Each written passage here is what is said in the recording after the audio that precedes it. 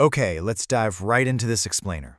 I want you to imagine, just for a second, stepping up to perform on the highest, absolutely most pressure-filled stage in the entire world. You're walking out onto the Olympic shooting line. You take a deep breath, you draw back the string of your bow, and the very moment you do, bam! You're hit with an absolute wall of deafening, aggressive noise. 99%. Imagine you're shooting in a massive, high-stakes match. Maybe you're competing in France, shooting against a French athlete, and literally 99% of the thousands of people in that stadium are actively, passionately cheering for your opponent. I mean, they want you to fail. They're creating this deafening wall of hostile sound that's designed specifically to completely break your concentration. So it really brings up this fascinating core problem today. What do you actually do when the whole crowd is rooting against you? For an elite archer, this sport demands absolute stillness. You need millimeter precision to hit a target that essentially looks like a tiny pinprick way off in the distance. The margin for error is basically zero. So how on earth do you execute flawlessly in an environment that is just overwhelmingly chaotic? Well, to understand that, we first need to look at Section 1, the spiral of panic, and the biological breakdown under pressure. This right here is the agitation phase. If you haven't prepared your mind for this exact, highly stressful environment before you even step out there, man, that hostile noise doesn't just distract you, it actively destroys your athletic execution. It's essentially attacking your biology. Here's exactly what happens to an unprepared athlete. The brain gets totally trapped in this disastrous, spiraling loop of panic. You start thinking, oh no, what if the crowd gets louder? What if I mess up this shot? Your focus completely shifts away from the target and gets entirely fixated on the perceived threat around you, causing your anxiety to just skyrocket. And when that anxiety spikes, the physical results are brutal. Your heart rate shoots up, your muscles tense up, and your fine motor skills immediately start to deteriorate. Now, what's really interesting about this is that in archery, whatever your opponent does, whether they shoot a perfect 10 or literally miss the target altogether, it has absolutely zero physical impact on your next shot. None. Nada. Yet, if you let the crowd's energy dictate your mental state, you still suffer these severe physical breakdowns. You are literally handing over your control and pretty much guaranteeing a subpar performance. But let's pause for a second, because I want to interrupt that panic spiral with a crazy question. What would you do if you were the world #1 athlete, heavily favored to win the world championships, and your bow literally blew up and the string snapped on your very first practice shot? Just really think about that. The pressure is already astronomical, and your primary, essential piece of equipment just self-destructs. Most people would completely crumble. To see how the pros handle it, let's look at Section 2, the what-if protocol, scenario planning for disaster. You see, that athlete whose bow blew up, she didn't panic. She didn't burst into tears. She didn't forfeit. She just calmly picked up her spare bow and shot it. Why? Because she was completely prepared for it. This is exactly what elite performance sports psychologist Louise Jones calls what-if scenario planning. It's a proactive psychological strategy where you list potential worst-case conditions and map out concrete solutions to massively reduce anxiety. You don't sit around waiting for disaster to strike. You plan for it while you're still calm and collected.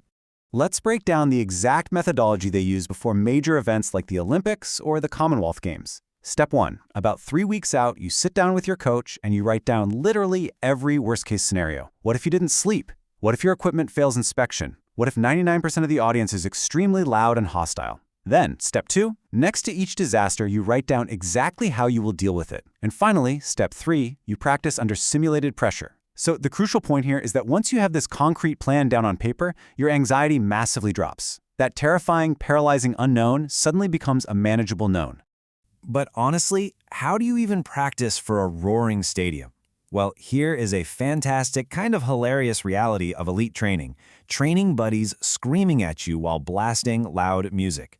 You can't exactly go out and rent a multi-million-dollar Olympic stadium filled with 10,000 angry fans for a random Tuesday afternoon practice session, right?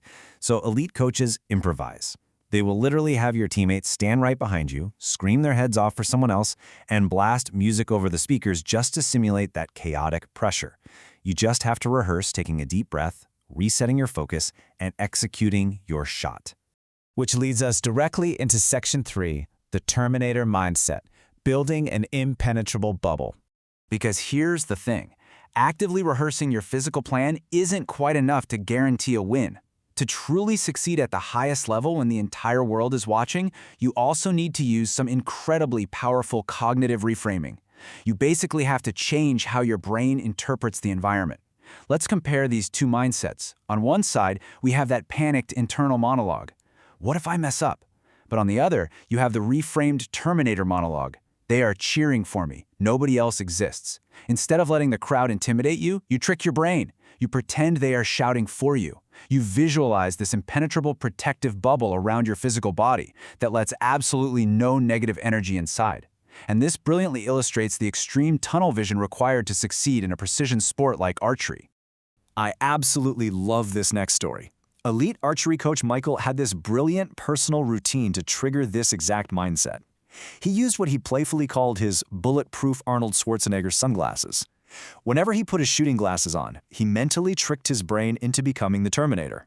He literally told himself he was Arnold Schwarzenegger and that he was completely bulletproof.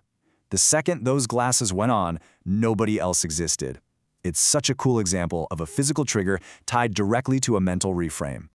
Now for the final piece of the puzzle, Section 4, the best prepared athlete, surviving the ultimate nightmare. So you might be wondering, does this psychological framework actually work outside of practice? Does it yield actual podium results in the real world when everything just goes completely wrong? Well, consider the timeline of a top Dutch Olympic archer. Minute 1, he shoots a complete miss on his very first end of scoring at the Olympic Games, a total 0. I mean, it is the absolute ultimate nightmare scenario for any archer. But then, minute 2, instead of melting down, he completely erases the mistake, accepts that the worst has happened, and simply falls back on his mental plan. And the result, by the end of the Games, he wins an Olympic bronze medal. He literally shrugged off his absolute worst-case scenario and got right back on the horse because he had already accepted it weeks before in his what-if planning. And that brings us to the profound truth of elite performance. The athlete standing on the podium at the end of the day is the best prepared, not always the most naturally talented. Preparation and mental resilience will consistently overcome raw talent when the pressure is truly on. It's really all about who can execute their plan when the whole world is screaming at them to fail. So, what does this all mean for us? I want to leave you with this provocative question to end our explainer today. What is your ultimate what-if nightmare in your own field of performance? I strongly urge you to grab a piece of paper right now, write down your worst-case scenarios, and start building your very own Terminator bubble. If you found this breakdown helpful, be sure to share your ultimate nightmare in the comments below, and keep applying these mental frameworks to your own life.